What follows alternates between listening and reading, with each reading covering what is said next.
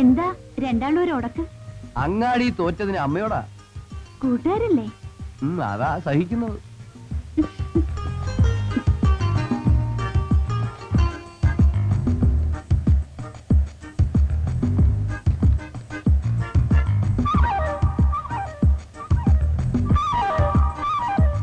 Hello, അവൾ അകത്തു പോയി. ഈ ലോകത്തൊന്നും അല്ലേ, ഇത് ഓഫീസാ. നിനക്ക് എന്താ വേണ്ടത്? എനിക്കൊന്നും വേണ്ട, പക്ഷേ എല്ലാം എനിക്കറിയാം. എന്ത്? സുഭാഷ് വിത്ത് നിമിഷ. നിർത്ത്, മറ്റുള്ളവരെ അറിയിച്ച് നാറ്റിക്കല്ലേ. നീ കൂടുതൽ ആളാവാൻ നോക്കണ്ട. വേണ്ട, പക്ഷേ നീർക്കോലി കടിച്ചാലും അത്താഴം മുടങ്ങും. എന്താ ഇതിന്റെ അർത്ഥം? ഞാൻ വിചാരിച്ചാലും വൺ വേ ലൈൻ പൊട്ടുമെന്ന്. ചതിക്കരുത്. അങ്ങനെ വഴിക്കുവാ, ചെലവ് ചെയ്താ ഞാൻ ഹെൽപ്പ് ചെയ്യാം. നീ ഒന്നും ചെയ്യണ്ട, പാര വെക്കാതിരുന്നാ മതി.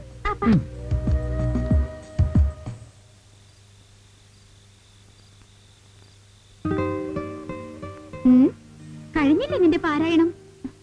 അത്താഴം റെഡി, വന്ന് കഴിക്കാൻ നോക്ക്. ഇത് വായിച്ചു കഴിയട്ടെ. വായനാശീലം നല്ലതാണെന്ന് മധു പറയാറുണ്ട്. ദേ, ഈ നോവലിലെ കഥാപാത്രം നമ്മുടെ സുഭാഷിനെ പോലെയാണ്. പ്രേമിച്ച് പ്രേമിച്ച് ജീവിതം തുലച്ച കഥാപാത്രം. സുഭാഷ് എത്ര നല്ലവനാണ്. നിനക്കൊന്ന് സ്നേഹിച്ചൂടെ? അത്രയ്ക്ക് ഇഷ്ടമാണെങ്കിൽ നീ തന്നെ അങ്ങ് പ്രേമിക്ക്. അതിന് എന്നോട് താല്പര്യം കാണിക്കണ്ടേ? നോക്കു നിമിഷേ, അയാൾ നിന്നെ ഗാഢമായി സ്നേഹിക്കുന്നുണ്ട്. എന്താ റെക്കമെൻഡേഷനാ? അതല്ല, ജോലി കയറ്റത്തോടെ കോഴിക്കോട് ബ്രാഞ്ചിൽ മാറ്റം കിട്ടിയ ആളാ ഇവിടെ തന്നെ നിന്നത്. അതാണ് വട്ടെന്ന് പറയുന്നത്. അതല്ല, നിന്നെ കാണാനും സംസാരിക്കാനും മാത്രമായിട്ടാ സുഭാഷ് ഇവിടെ തന്നെ ചടഞ്ഞുകൂടുന്നത്. അയാൾ നിന്നോട് പറഞ്ഞോ? മധു പറഞ്ഞു. അയാൾ ഭാവി തൊലയ്ക്കുകയാണെന്ന്. ഞാൻ പറഞ്ഞില്ലേ, പ്രേമം നോവലിലും സിനിമയിലും മാത്രമേ ഉള്ളൂ, ജീവിതത്തിൽ അതിനർത്ഥമില്ല. എന്നാര് പറഞ്ഞു? ഞാൻ കണ്ടെടുത്തോളം പ്രേമം പലർക്കും കാര്യം കാണലാണ്, നേരം പോക്കാണ്, പ്രത്യേകിച്ച് ആണുങ്ങളുടെ ഹോബി. നീ ധരിച്ചു വെച്ചിരിക്കുന്നതൊക്കെ മണ്ടത്തരങ്ങളാണ്. അല്ല, എനിക്ക് പ്രേമിക്കുന്ന ഇഷ്ടമല്ല. നിങ്ങൾ പരസ്പരം അറിഞ്ഞവരല്ലേ? അറേഞ്ച്ഡ് മാരേജ് നടത്തണം. നിനക്കെന്താ ഇത്ര താല്പര്യം? നീ എന്റെ ഒരേ ഒരു കൂട്ടുകാരി ആയതുകൊണ്ട്. ഈ ടോപ്പിക് ഇവിടെ നിർത്താം. നീ വാ, ആഹാരം കഴിച്ചിട്ട് ഉറങ്ങാം.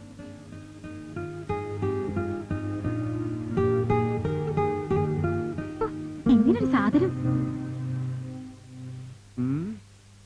പെൺപിള്ളേരെ വലയിൽ വീഴ്ത്തുക എന്നത് അതൊരു കലയാടാ മോനെ. അതൊന്നും എനിക്ക് അറിഞ്ഞൂടാ. എനിക്ക് അവളെ വീഴ്ത്തണം. അതൊരു വഴി പറഞ്ഞതാ. കയറ് വെച്ച് വീഴ്ത്തിയാ മതി. എന്ത്? അവൾ ആടിക്കുഴഞ്ഞങ്ങനെ വരുമ്പോ കാലിങ്ങനെ ഒരു വെപ്പ് മലർന്നടിച്ചങ്ങ് വീഴും. കൂടെ നീ വീണാ മതി. എടാ, അവന്റെ ഒരു തമാശ. എന്തെങ്കിലും വഴി പറയാൻ പറഞ്ഞ ഒന്ന് നിർത്തടാ, അവന്റെ ഒരു പ്രേമരോഗം. ഞാൻ പറഞ്ഞു തരാം ഒരു വഴി. പറ. ഒന്ന് ആലോചിക്കണം. അതിന് ഈ കാപ്പിയല്ല, ഒന്ന് വീശണം. അപ്പോഴേ ഐഡിയ വരും. ആദ്യ ഐഡിയ, അതിനുശേഷം വീശ.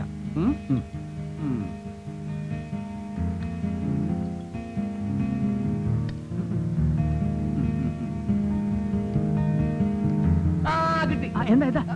ശരിയാവും.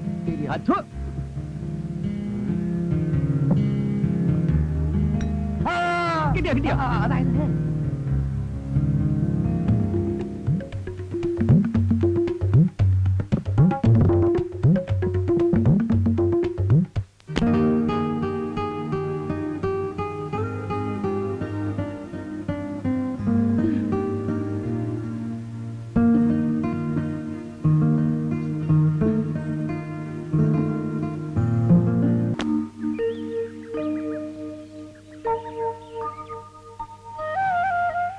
പ്രാർത്ഥിച്ചത്.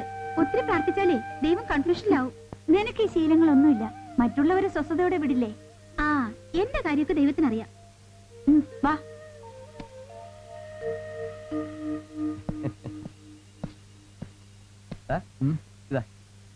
എന്താ ഇത്? കണ്ടാലറിയില്ലേ? ചായ പുറത്ത് ചമ്മിയതല്ലേ, കുടിക്ക്. ചൂടോടെ കുടിക്ക്. നിന്റെ സഹായം ഒന്നും എനിക്ക് വേണ്ട കേട്ടോ.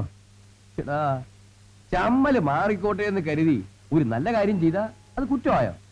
നീ പോ, അല്ലെങ്കിൽ ചായ ഞാൻ മുഖത്തൊഴിക്കും. നീ എന്റെ നേരെ കുതിര കയറാതെ നേരിട്ട് അവളോട് കാര്യം പറയടാ കണാപ്പാ.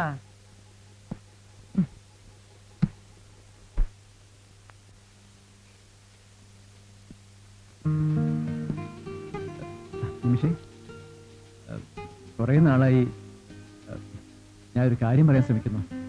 മനസ്സിലായി. എന്നെ ഇഷ്ടമാണ്, കല്യാണം കഴിക്കാൻ ആഗ്രഹമുണ്ട്, ഇതൊക്കെയല്ലേ? Sorry, I M engage. 2 മാസത്തിനുള്ളിൽ കല്യാണം. വരൻ ഗൾഫാണ്.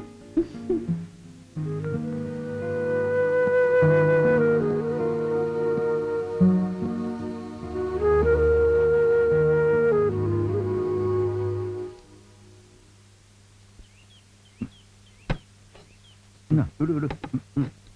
അത് കൂടി ഇടും. ഇതൊക്കെ അങ്ങ് കേട്ട് ആക്രാന്തം തീരട്ടെ. ഓസിനൊന്നും അല്ലല്ലോ, ബുദ്ധി ഉപദേശിച്ചു തരാനല്ലേ.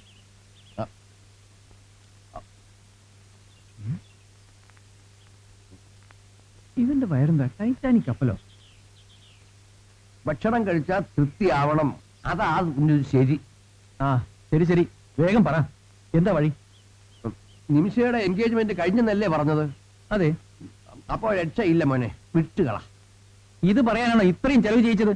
അല്ല, ഈ നാട്ടില് സുന്ദരികളായ എത്രയോ പെൺകുട്ടികളുണ്ട്.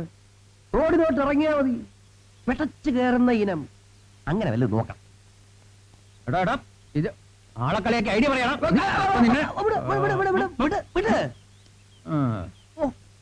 ഇവന്തൊരു പിടിയാടാ. അവളുടെ കല്യാണം മുടങ്ങണം, അതിന് വഴിയുണ്ട്. അത് പറ, ഇപ്പൊ കഴിക്കും.